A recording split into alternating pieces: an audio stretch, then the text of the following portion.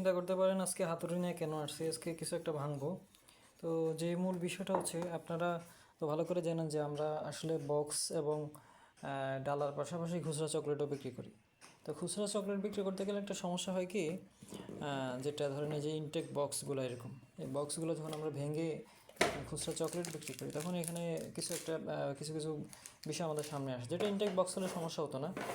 ধরেন এই বক্সের মধ্যে যতক্ষণ আছে তখন পর্যন্ত ঠিক আছে, কিন্তু এই যে যখন এই একটা বক্স থেকে একটা, দুইটা, তিনটা, চারটা, পাঁচটা সাফারি চকলেট, এই যে দেখেন এটার কোনাটা ওরা প্যাকেজিং করছে যখন, হয়তো এটা কোনো কারণে এটা যেহেতু এই সাইডটা একটু নরম থাকে, যেহেতু সেটার জন্য দিচ্ছে, তো এটা টান লাগে এই সাইডটা একটু হয়ে গেছে, যার কারণে আমরা এগুলো আলাদা করে রেখেছি, এগুলো কাস্টমারকে দেই নাই, যেহেতু খুচরা চকলেট এগুলো কাস্টমারকে দেই নাই, যেহেতু এটা বক্স থেকে খোলা হয়ে গেছে, তার মধ্যে মানে খোলা যখন যাচ্ছে খুচরা, তখন এটার মধ্যে বাতাস লাগাটা স্বাভাবিক, কিন্তু যখন বক্সে থাকবে তখন তো এটা কিছু হবে না। তো সেই জন্য আমরা এটা কী করি, যে এখানে স্নিকার্স দেখছেন, এগুলো বক্স এরকম ইনটেক বক্সে তো আসে, যখন এটা বক্স খুলে বিক্রি করি তখন এরকম ওই স্বাভাবিক, এটা এক দেশ থেকে আরেক দেশে আসে, এটা বিভিন্ন প্রসেসের মাধ্যমে আসে, এরকম চাপ লাগে, একটু হয়, নষ্ট হয় না, নষ্ট কথা বলি নেই, এগুলো কোনোটাই নষ্ট না, এই যে যেগুলো কোনোটাই নষ্ট না, কিন্তু চাপ খেয়ে এগুলো শেপ নষ্ট হয়ে গেছে, মানে এটার যে শেপটা, আকারটা, সেটা হয়ে গেছে, তো সেই জন্য এগুলো কাস্টমারকে দেয় নি। তারপরে এখানে ওটস চকো, এই যে দেখেন, ওইটা তো নরম চকলেট, এটা চাপ লাগলেই গুঁড়া গুঁড়া হয়ে যায়, তো সেমভাবে এরকম চাপ লাগছে প্যাকেটের মধ্যেই কোনোভাবে, যার কারণে আমরা তো খুচরা বিক্রি করেন, খুচরাতে এগুলো কাস্টমারকে দেবো না, লসগুলো আমাদেরই হয়, মাস শেষে এরকম প্রচুর চকলেট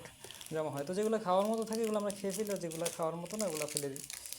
তো এটা একটু খুলে দেখি চকলেট ঠিক আছে কিনা।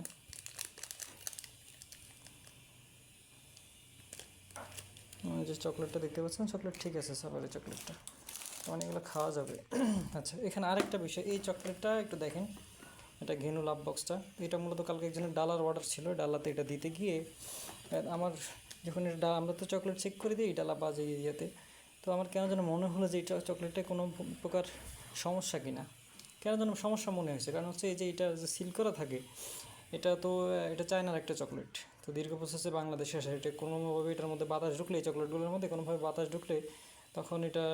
ভিতরে চকলেটগুলো একটু সমস্যা হয়, তো এই জন্য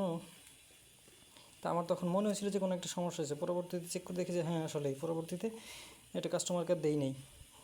এটার দাম তো 600 টাকা প্লাস, এটা এভাবে না করে ফেলি, নষ্ট হোক তাও কাস্টমারকে দিব না, আমাদের লস হবে। একটু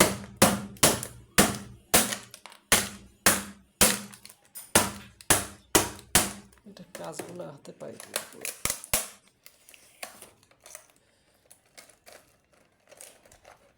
যে চকলেটগুলো বাতাস লাগছে, এটা কোনোভাবে এটার মধ্যে বাতাস লাগছে, বাতাস লেগে চকলেটগুলো বাইরে ফেলে দিব, তাহলে কোনো বাচ্চা টাচ্চা অনেকে করে না খেতে পারে, কারণ এগুলো তো পাইকাররা রিটার্ন নেবে না, মানে আপনাদের যেভাবে আমরা সুযোগ সুবিধা দিই, এইভাবে তো আমরা পাইকারদের কাছ থেকে পাই না, কথা হলো পাইকারদের কথা হচ্ছে মাল নেবেন না নাই, এখন যখন মালের দাম বেড়ে যায়, চকলেটটার কিন্তু অনেক দাম বেড়েছে, তখন আপনারা আমাদেরকে কোশ্চেন করতে পারেন, কিন্তু আমরা কিন্তু পাইকারদের কোনো কোশ্চেন করতে পারি না, পাইকারদের কথা আছে মাল নিলে নেবেন, না নিলে নাই, এত কথা তো শোনার দরকার নেই, পার্টির অভাব নাই মাল বিক্রি করার মতো। তো এই যে মনে করেন এরকম যদি মাস শেষে অনেকগুলা আসে, তো দেখা যায় যে মাস শেষে অবস্থা খুব খারাপ হয়ে যায়। এ হচ্ছে মূলত বিষয়টা দেখানোর জন্য যে আমরা আসলে কাস্টমারকে কীরকম সার্ভিস দেওয়ার চেষ্টা করি, আমরা কখনও কাস্টমারকে আমরা নিজেরা ঠকি প্রয়োজনে, কিন্তু কাস্টমারকে ঠকানোর মতো এমন কোনো কাজ, এমন কোনো আমরা এটা করার কখনো করিও না, বা ওই ধরনের আমাদের মধ্যে থাকেও না। এই জন্য মাঝে মাঝে নিজেদের লস হয়ে যায় অনেক, যেমন এই চকলেটটা ভাঙলাম, এটার তো লস হয়েছে আমার প্রায়, এখানে এটার দাম 600 প্লাস, ভেঙে ফেলছি, এরপরে এখানে কতগুলো চকলেট আছে, বহুত টাকার জিনিস, যেহেতু এগুলো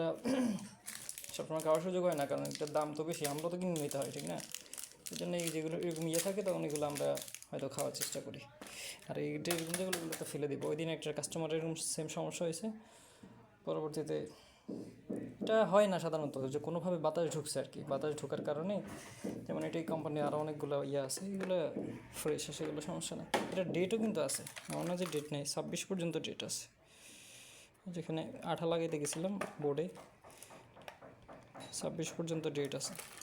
8/26, কোনোভাবে বাতাস ঢুকছে, জিনিসটা এভাবে সমস্যা হয়ে গেছে আর কি।